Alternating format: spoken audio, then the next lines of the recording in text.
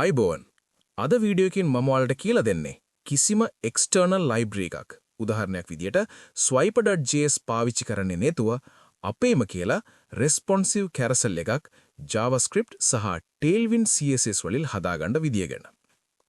Web අඩවියක featured products හෝ skills පෙන්වන්න මේ වගේ carousel එකක් ගොඩක් වැදගත් වෙනවා.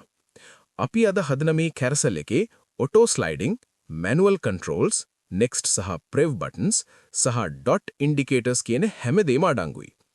විශේෂම දේ තමයි මේක සම්පූර්ණයෙන්ම responsive. ඒ කියන්නේ desktop එකේදී cards 3ක් පෙනෙද්දී mobile එකේදී එක card එකක් පේන විදියට අපි මේක සකස් කරනවා. මුලින්ම අපි බලමු අපේ HTML structure එක. මෙතනදී ප්‍රධාන කොටස් 3ක් තියෙනවා. outer container මේකට අපි overflow hidden සහ relative කියන tailwind classes දෙනවා. මොකද carousel එකේ එළියට යන කොටස් අපිට පේන්න බෑ. the wrapper carousel strip මේක තමයි අපේ cards ඔක්කොම තියාගන්න දිගු තීරුව.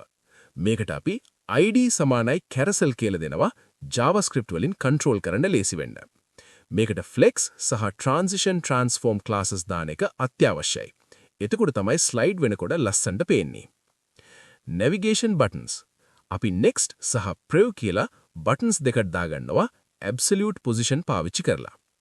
then බලමු tailwind වලින් මේක responsive කරන්නේ කොහොමද කියලා. අපි අපේ card එකකට w full දෙනවා mobile වලට.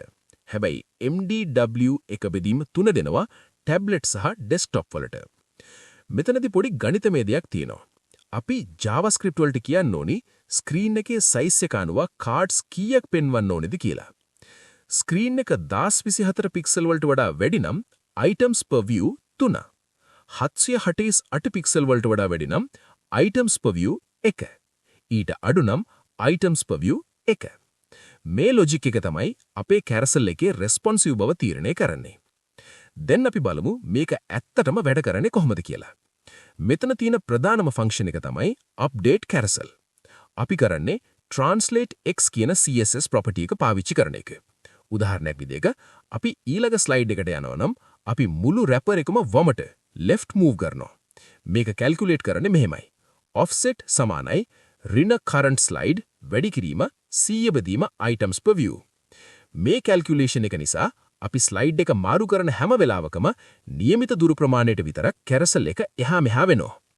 ඒ වගේම අපි max slides අගය calculate කරලා තිනවා carousel එක අනවශ්‍ය විදියට හිස් තැන් වලට slide වෙන්නේ නැති වෙන්න. පරිශ්‍රායකයා user මුකුත් නොකලත් මේක auto slide වෙන්න ඕනේ. ඒකට අපි පාවිච්චි කරන්නේ JavaScript වල තියෙන set interval function එක. අපි මෙතනදී තප්පර 5ක කාලයක් දීලා තියෙනවා.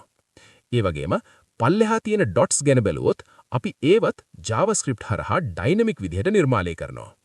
slide එක මාරු වෙනකොට අදාළ dot එකේ පාට වෙනස් වෙන්න active class අපි logic එකක් ලියලා තියෙනවා.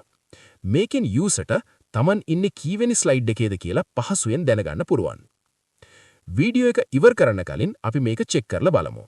මම බ්‍රවුසර් එක රීසයිස් කරනකොට ඔයාලට පේනවා ඇති cards ගණන auto adjust වෙනවා. buttons වැඩ කරනවා වගේම auto slide එකත් හරියටම ක්‍රියාත්මකයි. කිසිම plugin එකක් නැතුව මෙහෙම දෙයක් හදාගත්තම ඔයාලගේ වෙබ්සයිට් එකේ ස්පීඩ් එකත් වැඩි වෙනවා. වගේම ඔයාලට ඕන විදියට මේක කස්ටමයිස් කරගන්නත් පුරුවයි. ඉතින් මේ වගේ තවත් කෝඩින් වීඩියෝ සමග අපි නැවතත් හමු වෙමු. ජය වේවා.